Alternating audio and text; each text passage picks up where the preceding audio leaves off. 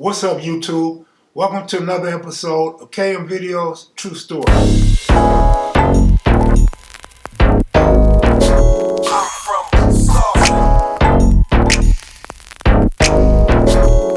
Before I get started with today's story, I want to give y'all a disclaimer and an explanation. The alleged shooter in this story, real name and gang name, is in my paperwork. So I'm not exposing nothing that hasn't already been uncovered by the Inglewood Police Department. My explanation for the passenger is I'm just not going to mention his name. So this story takes place in the summer of 1991. One Saturday morning, I'm feeling good. I got a couple thousand in my pocket and I want to flip it. I decide I'm going to go shoot dice in the hood like we always did. So I go to Big Cal's house. Big Cal lives south of Slauson and south of 60th, not too far from me. And he was the host to a lot of large crap games. Yeah. Cal's house was the house. Nothing but killers and dope dealers, a pit bull here and there, and a bunch of pigeon shit. We would sit on crates and we would get on the pavement and we would throw them dice. I call it the backyard boogie because we used to make the dice dance. A lot of dudes with money from the hood and allies would come to this backyard to shoot dice. And this day would be no different. I'm not one of the luckiest homies in the hood, and I'm not one of the best crap shooters in the backyard either. But this particular day, it was my day. I was on. I was hitting all of my numbers, all of my points. I was barring points. I was betting side bets, doubling up on the fade. This was my day. And I won $13,000. When the crap game is over, I greased a few pockets. We talked about where we going for the night. I wasn't going nowhere but home. So I took my ass home and I went to sleep happy. I woke up that Sunday morning and I wanted to go shoot dice again. Now I know the fool that I am, I'm probably going to give it back. I might not give it all back, but I'm going to give a lot of it back. I mean, this is what we do. At least this is what the fools that's addicted to gambling do, right? But before I could get good and ready, the homie Slip Rock pulls up. Yeah. Slip rock. That's that shit I like. Slip rock.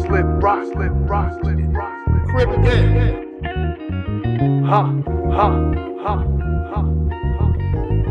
Slip Rock wants to gamble. I mean, who wouldn't want to gamble me or Slip Rock after we win a crap game?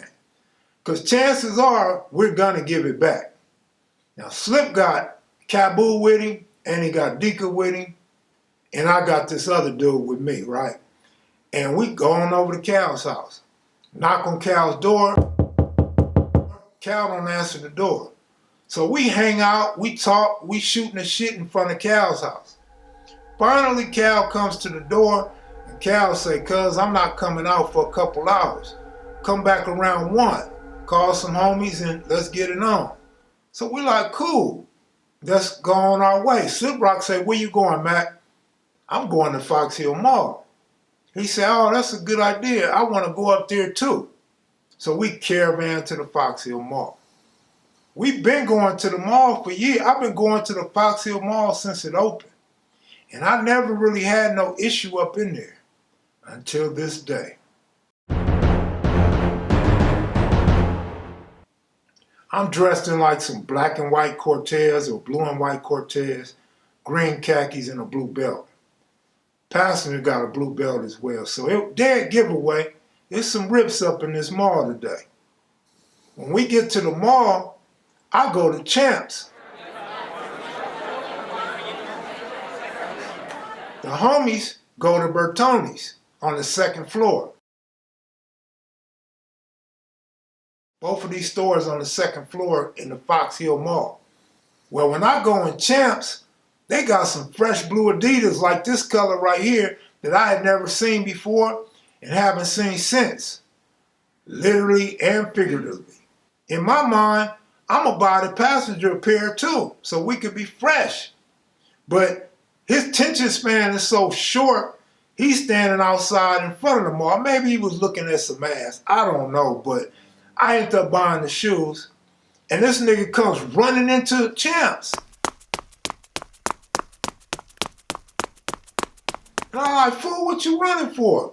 He said, man, there's some bloods out there. I'm like, nigga, fuck them niggas. He like, nah, but they got a gun. They got a gun. I'm like, man, if you don't miss me with that bullshit.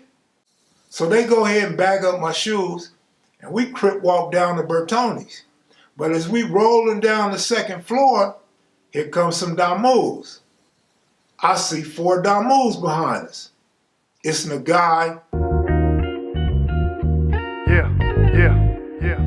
Taco, and 2 other dudes. I'm like, oh shit, we finna have a good fight. Now the guy is like their Superman. You hear all these wild, crazy stories about him. He's a rep, no doubt, over there in their hood. And Taco's a youngster, but his name is out there too. But the dude with me, he know these dudes. He know them by face and name. I don't know them like that. I've only heard of these dudes.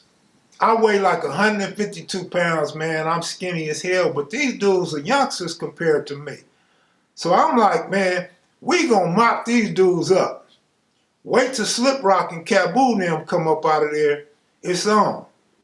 When I see the strap, I take off running inside Bertoni's, and Big Slip Rock like, cuz, what you running for? I say, them niggas got a gun. He like, who? I'm like, them niggas. He like, man, fuck them niggas. I'm like, that's what I said until I seen that gun. So Slip Rock was like a leader to some of us because he was always leading the charge. Slip Rock, born in 65. He grew up south of the track, Simple 7, where he started to grind. Between 67th and Florence, he got it going. In hood, crippin' and watching our performance. Slip gets to selling up out of there. So we all behind Slip, and them dudes run. They take off running. So Slip Rock like, oh, them busters? Man, them niggas is busters.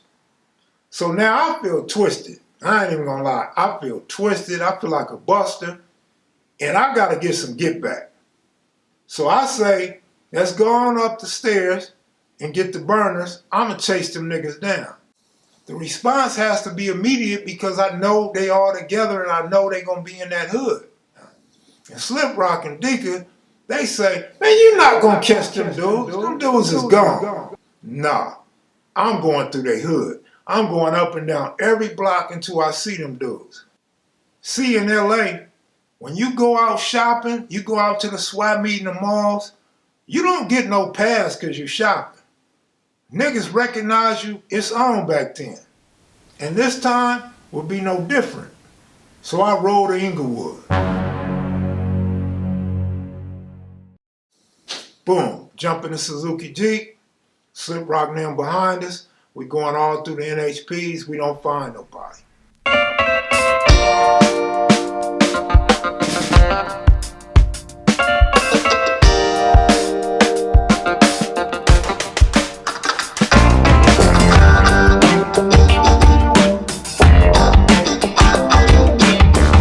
So as we coming out the NHPs to go back to the hood, boom, we spot them in a brown Cadillac.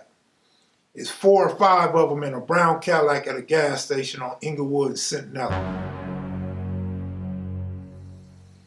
And I say, here they go. And Slip Rock, like, what you gonna do? Man, we finna get these fools, but we only got one gun. And I'm driving. Slip pulls over in front of the gas station on Centinela. I said, give me your burner. So Slip Rock give me the 4.5. And I jump back in the car. Now we got a 4.5 and a 32. And my passenger starts getting off. Boom, boom, boom, boom, boom, boom. He's getting off, he's letting off, man. Rapid fire. He's hitting everything but the dudes we looking for. You hear ladies screaming, you hear kids screaming, you hear some blood screaming too. According to the discovery, there were still bullets left in both guns. But this one dude, allegedly Taco, runs out in the middle of the street and starts busting back on us with like a 25. I speed across Centinela, and the Inglewood Police undercovers are right there. They catch a dead bang, and according to their testimony, they seen Taco, who they knew by both his names, take off running. One officer writes, "When we heard the shots, Officer Wayne saw a male Hispanic with no shirt and dark pants standing in the middle of the intersection of Centinela and Inglewood.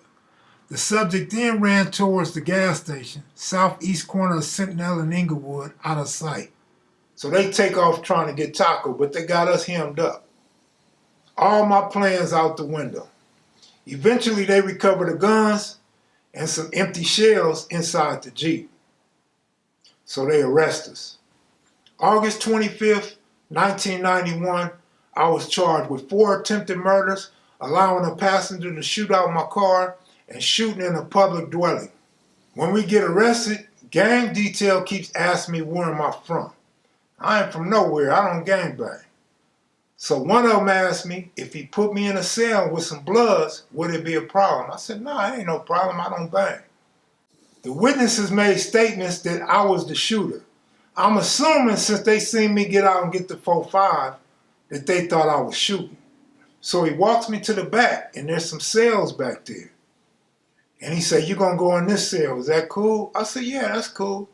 Immediately, the Damus get on me. They dissing and they telling the police not to put me in there. I'm like, nah, let me go up in there. I'm acting like Billy Badass now, like, fuck that, nigga. Let me go up in there. They did not want me up in there. So they put me in another cell.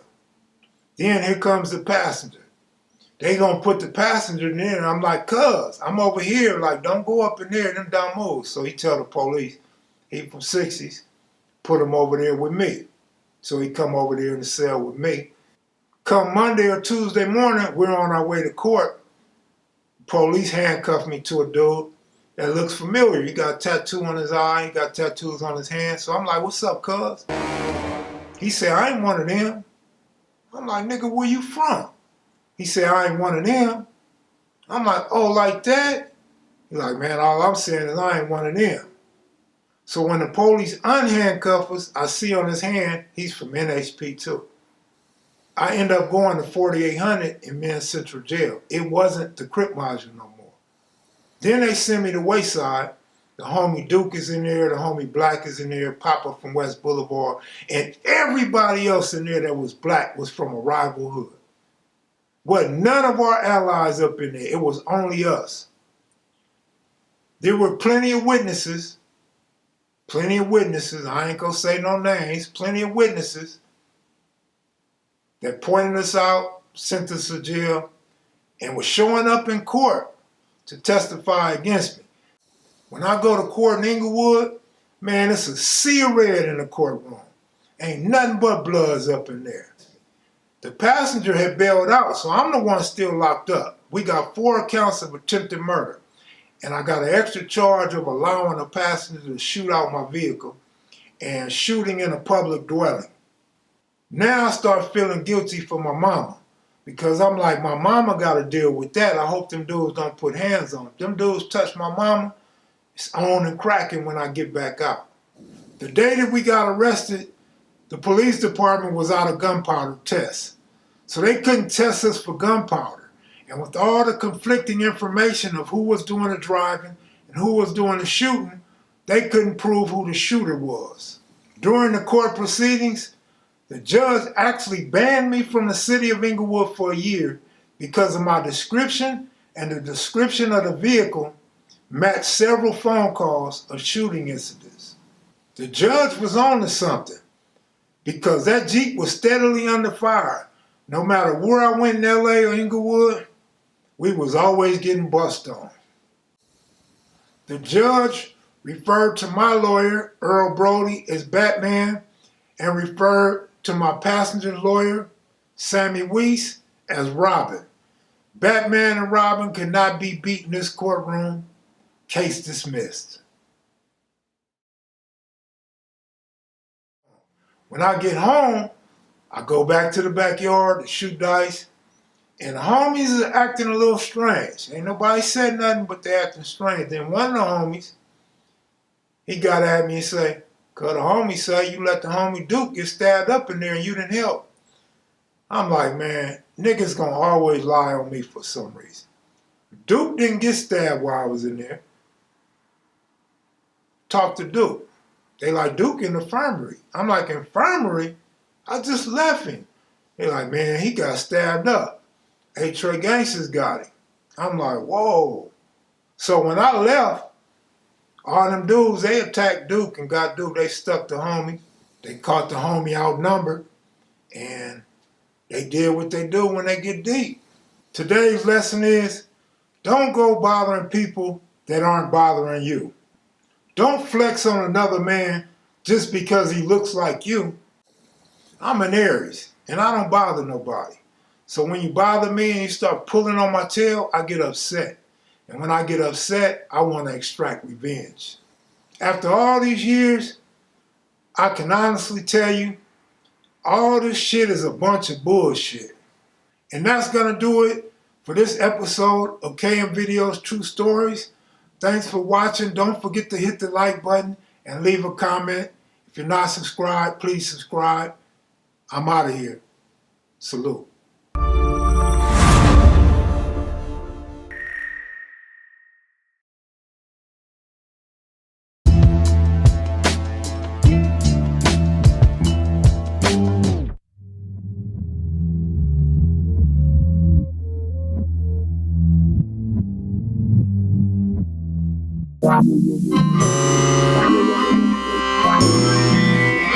Sitting reminiscing